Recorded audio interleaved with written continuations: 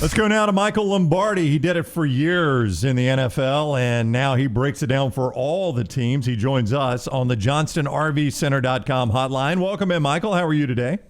I'm doing great, thank you. How are you? Doing wonderful. You can catch him on the GM Shuffle podcast, wherever you get our podcast. You catch him there, and the Daily Coach as well, and follow him on Twitter at @MLombardiNFL. Let's just start with a positive because people love to be negative about the draft. Give me your favorite team, the team that you look at it and say, look, I think this team by and large got it right in this draft. You know, I think, look, the draft is so subjective, right? So everybody who grades the draft is based on what they see of the player. You know, there's no margin for error. So if you take Malik Willis in the third round and, you know, the draft experts on the desk there at ESPN or NFL Network have them going the sixth pick overall, then you're going to get an A+, right? Right. So to me, this is really about what is your team building philosophy. Like, you know, the Jets are being panned as having the greatest draft ever because they got a corner that everybody rated high and they've got a wide receiver. But is that how they're going to beat Buffalo? Or should they have taken an offensive and a defensive lineman? I think the drafts that I like are teams that kind of stick to what really matters and wins games. And, you know, when you look at the Giants who take an offensive lineman, a defensive lineman, you know, Carolina takes a legitimate left tackle in the first round. I think that's what it is, the art of team building. Atlanta, for example, your team close to you guys. I mean, they take a wide receiver. They can't play any defense whatsoever. They gave up 460 points, right? So, you know, they have no defensive lineman besides Grady Jarrett that can stop anybody, and yet they let Jordan Davis walk past them to take another wide receiver. So now they have two wide receivers. Well, you say to me, well, Pitts is a tight end. No, he's not. He's a wide receiver. He doesn't block anybody. So he's a wide receiver. He's a big receiver. He's a talented receiver, but he's not a tight end. Like that's just a lie. And so for me, those are the things that I look at. It's like, what is going to happen? How does this apply? And did you do the good to prove your team in the areas where it matters most in football? It's hard to ever question the Steelers as an organization, and they go with the only quarterback in the first round, and Kenny Pickett. And you look at their record, you know, Terry Bradshaw in the first round, Ben Roethlisberger in the first round. If I asked you who starts more games in 2022, Kenny Pickett or Mitch Trubisky, which direction would you go? I would say Kenny Pickett, because I think here's the problem with Mitchell Trubisky is if it goes the way you practiced it, it'll look good. So, for example, if you run a pattern and you're going to get a certain coverage, you know, and he'll throw it to him, and if he practiced it, it'll look good. If it doesn't and it breaks down, it won't look good. And I think he has so many mistakes, and the Steelers are so prone to not wanting to lose the game because their whole persona is built on their defense is going to turn the ball over. And I think that Mitchell will turn it over. Now, can he make plays with his leg? Yeah. But I think over the course of the season, I think it'll become hard for him to be accurate. I think it'll be hard for him to be able to handle the role. And I think Pickett's mature enough to go in there and do it.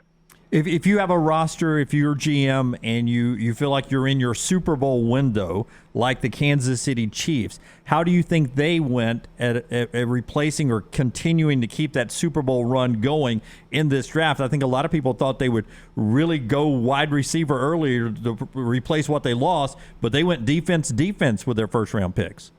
Yeah, I mean, and look, they get it and they understand it. They went back to the trenches. I mean, look, this is a team that's got a franchise tag on Orlando Brown, spent a lot of money on Joe Thuney, drafted Creed Humphrey in the second round, Trey Smith, who's a really good player for them. I mean, they're putting their resources where it matters most, offensive and defensive linemen.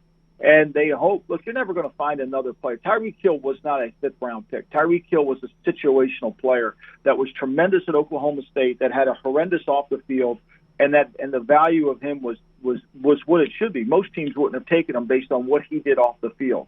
The Chiefs took a hell of a chance on him, and it's worked out, and they've been able to. But going back to what they need to be able to do is they know that for them to be a Super Bowl team again next year, it has nothing to do with Tyreek Hill. It has nothing to do with Juju Smith-Schuster, or Sky Moore, who they picked in the third round. It has everything to do with getting Patrick Mahomes to play at a higher level. He was not good last year. Look at the last three passes of the game against Cincinnati.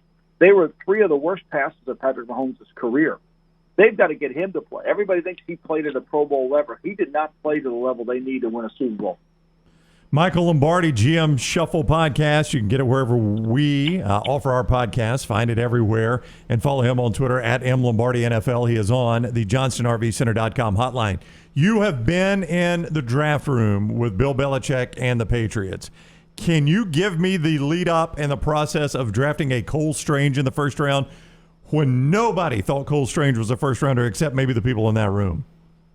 Well, look, one thing I will say, you can argue that the player isn't good enough, and certainly Mel and everybody on the networks did, but the process which he goes through is a process unlike anyone else. I mean, he did his homework. He believes the player is a starter, and if he feels like he's the starting right guard for his team and he's going to plug him in there and play, then he is the value as a first rounder is. Bill Walsh used to say this all the time. It doesn't matter where we pick them. It matters how they play. We lose sight of that all the time. Let's take, for example, when the Raiders traded Khalil Mack to the Chicago Bears. Everybody, and I'm sure everybody said they had a great trade. What a great trade they made. They got all these draft picks for Khalil Mack, and they can really replenish their team. You know what happened? None of those picks worked out. None of them worked out. All of them are going to be on the street at some point. So you've got to be able – it's not the instantaneous evaluation. It's how is he going to play. He obviously did the homework. He watched the kid play at the Senior Bowl against different level of competition. He feels pretty confident the guy's going to be a starter. The guy was a starter for his entire career at Chattanooga. One thing I learned about offensive linemen, we have always believed this going back to our relationship in Cleveland in '91. Starting off at players that play a lot in the offensive line usually play a lot in the NFL in the offensive line. That's a trait that carries over. We'll see if this is true. The Eagles are able to pick up A.J. Brown, and the way they drafted all defense, it seems like General Manager Howie Roseman is all in with Jalen Hurts at quarterback. Would you agree? No. I just think he's all in because it's the moment. I think if there would have been a quarterback in the draft that he loved, he would have gone and gotten him. But there wasn't. We kept saying that. I kept saying on the GM Shuffle pod, like at some point, the media is telling you that there were 5 quarterbacks going to get picked in the first round. I mean, how many more hours were we going to watch that Malik Willis was the best valuable player? Right?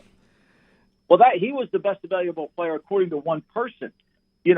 Like we do this like that's an opinion. He's entitled to his opinion. Doesn't mean he's right. It's just entitled to it. I don't mean I'm right.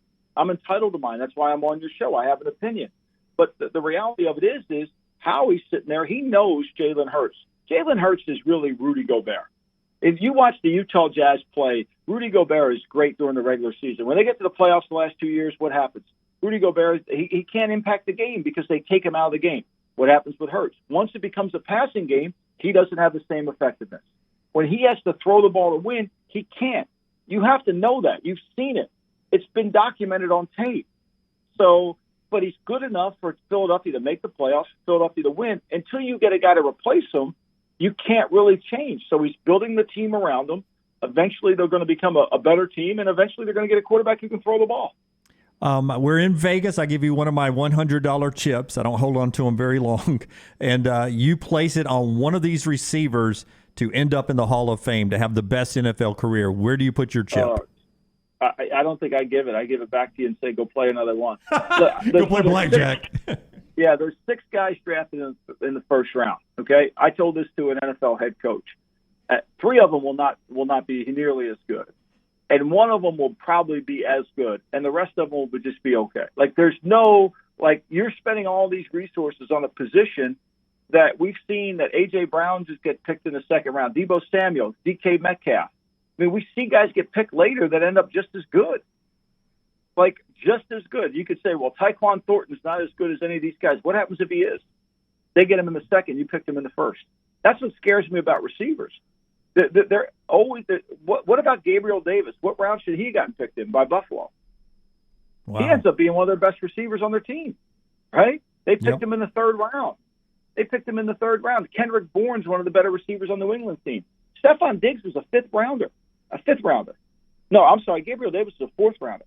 Stephon Diggs was the starting receivers for Buffalo are Gabriel Davis, 4th rounder, Stephon Diggs, a 5th rounder, and Jamison Crowder. None of them. And Isaiah McKenzie, who was a kid who came on and played really well, he wasn't even drafted. So, you're telling me you got to draft one. That's why the Atlanta picks makes no sense. You can't even block. Matt Ryan, when he gets out of bed every day, he curses the front office of the Falcons for the beating he took. Michael Lombardi, GM Shuffle Pod, wherever you get your podcast, at M Lombardi NFL on Twitter. Michael, thank you so much for the time. It is always a pleasure. All right. Bye-bye. Bye. He is out. I got Straight fired shooter up. today. Yeah, I love it. he does it in a Samuel L. Jackson voice though when he curses the front office there. They'd played that a lot over at the Falcons games. Falcons can't stop anybody, but yeah, go receiver.